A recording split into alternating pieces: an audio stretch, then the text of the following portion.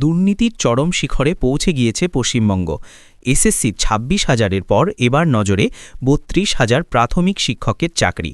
আজ থেকে ঠিক ৮ মাস আগেই সুপ্রিম কোর্ট ২০১৬ সালের স্কুল সার্ভিস কমিশনের পুরো প্যানেল বাতিল করেছিল।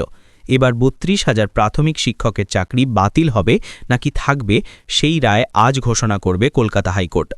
আজ দুপুর ২টায় এই মামলার রায় ঘোষণা করবে হাইকোর্টের বিচারপতি তপব্রত চক্রবর্তী এবং বিচারপতি ঋতব্রত কুমার মিত্রের ডিভিশন বেঞ্চ। প্রাথমিকে নিয়োগের বিজ্ঞপ্তি ২০১৪ সালে প্রকাশ হয়েছিল।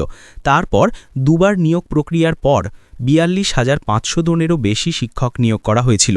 এই নিয়োগ প্রক্রিয়াতেই বেনিয়মের অভিযোগ উঠলে কলকাতা হাইকোর্টে মামলা হয়।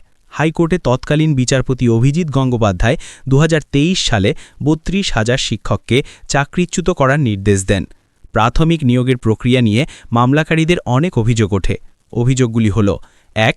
মামলাকারীরা অভিযোগ করেন ২০১৬ সালের নিয়োগের আইন মানা হয়নি। ২. নিয়োগ প্রক্রিয়ায় সংরক্ষণ বিধি মান্য করা হয়নি। ৩.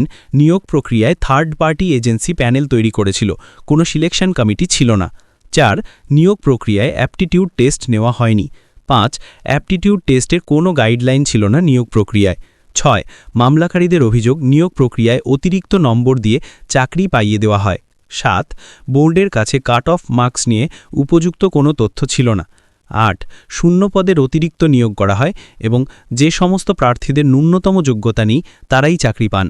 গত ১২ই নভেম্বর ডিভিশন বেঞ্চে এই মামলার শুনানি শেষ হলেও ডিভিশন বেঞ্চ রায়দান স্থগিত রেখেছিল।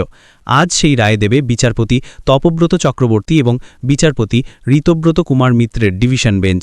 সবাই সেই রায়ের জন্যই অপেক্ষা করে রয়েছে। এরকম অবস্থায় ডিভিশন বেঞ্চ কী রায় দেবে সেটাই এখন দেখার।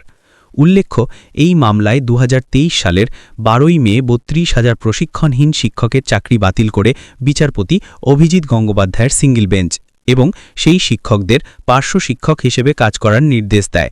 নতুন করে সিলেকশন প্রসিডিউরেরও কথা বলেছিল সিঙ্গল বেঞ্চ, যেখানে ২০১৪ সালে টেট পাশ করা প্রার্থীরা প্রত্যেকে আবেদন করতে পারবেন, শুধু বেছে নেওয়া হবে যোগ্যদের। নির্দেশ দিয়েছিলেন তৎকালীন বিচারপতি অভিজিৎ গঙ্গোপাধ্যায়। পরবর্তীতে এই মামলা শোনেন বিচারপতি তপব্রত চক্রবর্তী এবং বিচারপতি ঋতব্রত কুমার মিত্রের ডিভিশন বেঞ্চ। গত ১২ই নভেম্বর ডিভিশন বেঞ্চে মামলার শুনানি শেষ হলেও রায়দান স্থগিত রেখেছিল ডিভিশন বেঞ্চ।